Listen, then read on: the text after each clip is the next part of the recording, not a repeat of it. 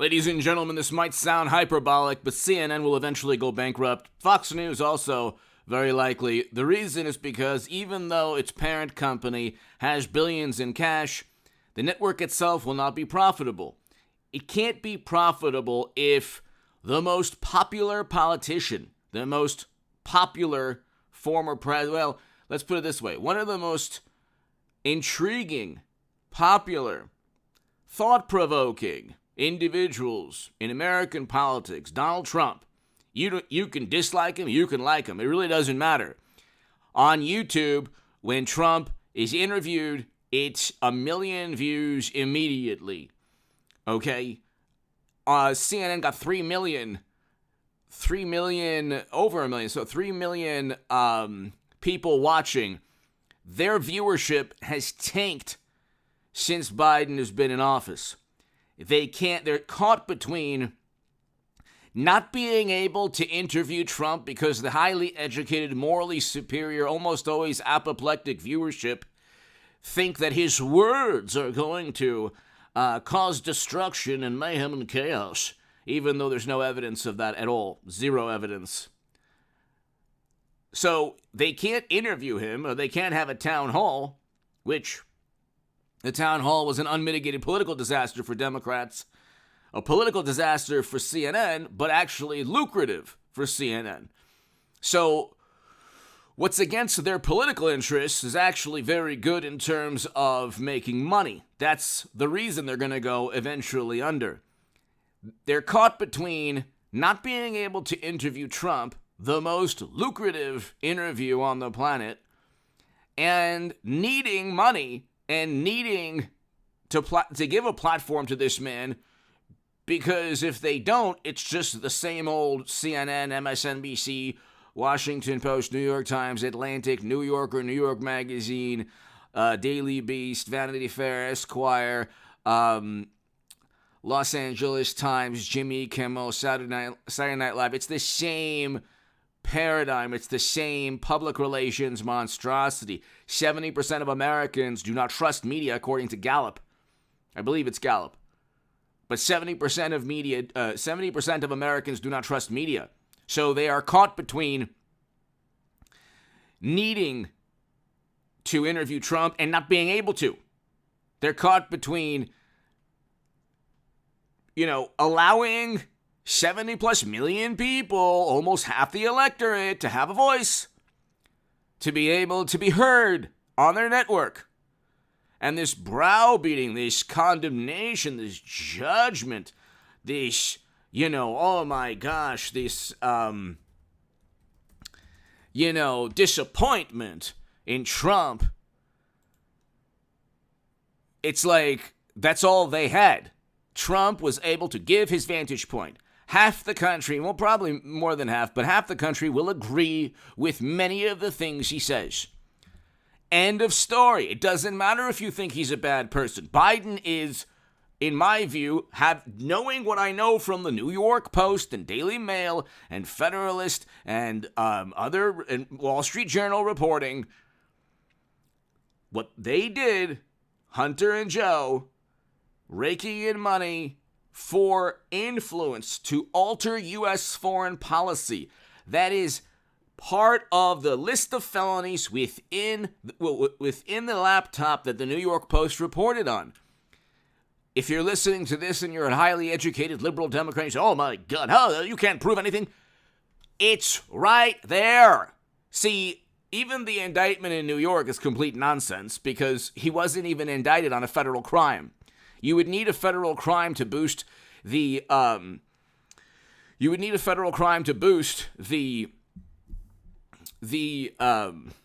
misdemeanors, okay? But you look, ladies and gentlemen, on nothing they've accused Trump of. CNN has accused Trump of being an operative of the Kremlin, having committing tax crimes, trying to overthrow democracy in January, things he never did. This is all true hyperbole is what they level against Trump. Okay? It's about sensibilities, I don't care about Biden's personality. I don't care about Trump's personality. If you compare Trump and Biden, Trump is a much better human being. But if you don't know Biden's history, you would never come to that conclusion.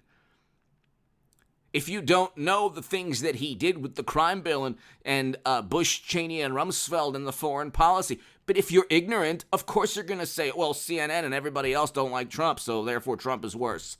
And Trump said this. Well, what Biden told Charlemagne the God is worse than anything Trump has ever said.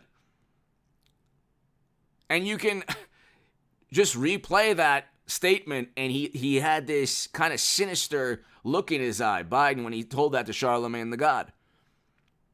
And he knew he wasn't going to get political pushback. He knew he was protected. When he said that, it was almost this vile and sinister look. And he knew when he told Charlemagne the God what he did, Biden. This is a man who wrote the 94 portions of the 94 crime bill with sentencing disparities for the same substance that his son was accused of having obtained and possibly taken. But you're not getting those sentencing disparities for, I guess that's the privilege that Democrats always talk about, the privilege they utilize. This is a cult. I'm not part of a cult. I like Trump because we had record low poverty, record highs in household median income. Doha Agreement brought Americans home that Biden completely botched. First president to step foot in North Korea brought Americans home from numerous theaters of conflict. Okay, wanted to address serious problems, unlike the average Republican. When Kinzinger and Cheney go after Trump, what they don't tell you is that they voted alongside Trump over 90% of the time. But in terms of foreign policy, Trump isn't just going to blindly listen to intel agencies. That's like after the town hall, one of the hosts on the CNN, it's CNN where she went to Byron Donalds, congressman, amazing congressman, who eloquently and very he defended Trump in the town hall in the most brilliant manner. But the host said, well, why can't we just have all those good things with other Republicans? Because other Republicans wouldn't do what Trump does. That's why he's RFK Jr. Respect him. Tulsi Gabbard. I love Tulsi Gabbard. Trump. I like anyone that breaks this paradigm of groupthink. You could be right or wrong, but have the courage to be your own man or woman, your own human being. And Trump is. Biden and Democrats are allies or alliance, multinational organizations, non-governmental organizations, everybody, experts, bureaucrats, consensus. Do you ever believe in anything yourself? Are you an individual in any way, shape, or form? Or do you just, are you like a leaf in the wind, being told what to do or trying to fabricate a consensus with people who happen to agree with you? Because the great thing about Trump is that at least he's the most honest politician. He to a fault. They say he lies so much. Nobody lies more than CNN. There was a reporter with a building set ablaze in flames behind the reporter, and they said, well, it's fiery but mostly peaceful. It's like, what? Are you serious? This is some kind of comedy? Like, the building is actually, like, crumbling down behind you. Because at that moment, it wasn't so peaceful. And again, I agree and I support why people demonstrated, but not the $1 to $2 billion in property damage. Not the counter of lives lost during you-know-what. By the way, interestingly enough, that counter that on the screen was no longer there when more lives were lost under Biden. Fact from you-know-what. Trump was a good president in terms of the economy and foreign policy. We're closer than ever now to a nuclear confrontation because of Biden and Democrats, because of their foreign policy. CNN already has MSNBC in an entire public relations monstrosity. Trump is bad. How could you vote for him? He's a horrible person. Well, Biden and Hunter and everybody around them, Clinton, Bill, they're not great people. They're not wonderful human beings. Okay, I would venture to say, knowing what you know and just in terms of public record, Trump is a much better human being. If anything, for prison reform legislation and for bringing home Americans and for a great economy where we had the lowest poverty on record low poverty.